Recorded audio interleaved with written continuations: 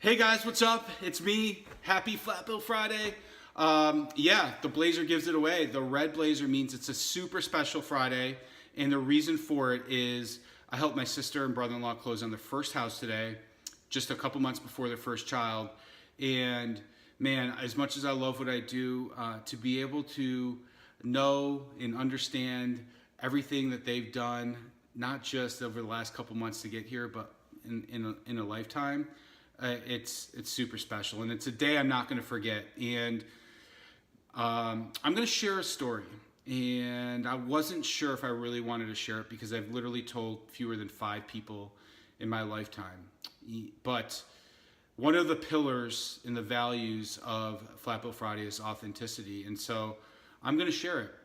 One of the reasons I've never shared it is, one, maybe a little bit of embarrassment, and two, because I feel I'm super lucky to be where I'm at in life, and this moment is one of those very formative moments in life, and I never wanted sympathy for it because I know there's so many more people that have it so much more worse.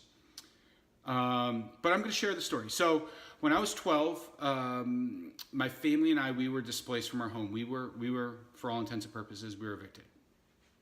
6 of us kids, 3 boys, 3 girls, each about 2 years apart, plus my parents, so there's 8 of us total. And we were lucky. We had great family friends that brought us in and helped us get through that transition until we got back on our feet, which we did. But while we were staying there, all of us were staying or sleeping in the attic. It was a semi-finished attic. And if you could picture, if you could imagine, 6 kids kind of all laying in a row, one by one, on blankets and comforters and in sleeping bags, and as comfortable as we could possibly be. And I remember at that time not ever really feeling sorry for myself or even worried for me, but I definitely worried about my younger siblings. Were they comfortable? Were they warm enough? Did they have what they needed? And of course they did. My parents made sure they did. But those were the thoughts that raced through my mind at that time. And flash forward through from then until now, those pictures, those moments have served to be, those are some of those moments that have been etched in my mind that have served to be motivation over the years, both personally and professionally, to persevere, to work harder, to want more, to want better, to care for others. All those things that drive me on a day-to-day basis, those are some of those pictures. Those are some of those moments that even when I'm running and I don't want to run an extra half mile or a mile, it's those moments that pop into my mind that fuel that motivation. And so, you know, I can't believe honestly I'm sharing this story, but I am. And so I'm sharing it for 2 reasons. One, because I think about that and where my younger sister was and where we all were at that point in time, and to where they arrived at today.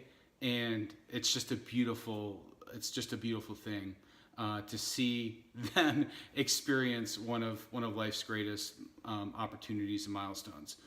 And then 2, the other reason is because we all have those moments. We all have those times of adversity where we have them etched in our mind, and we get the choice of whether or not we use those pictures and those moments and those memories and those mental videos. We get to choose if they're going to be our motivation or our kryptonite. We get to choose if we're going to let them and allow them to fuel our passion and get through those obstacles, or the reason and the excuse for not getting where we're potentially able to go. So I appreciate you taking a couple minutes to listen to my story. It's it's one I try to not get emotional about, but it's emotional. And so thank you for letting me share it. I'm super proud of my sister and my brother-in-law, and I'm super proud of the opportunity that we have to live life and to take inventory of those moments that can help define the rest of our lives. So you have an awesome weekend. We'll talk to you next week.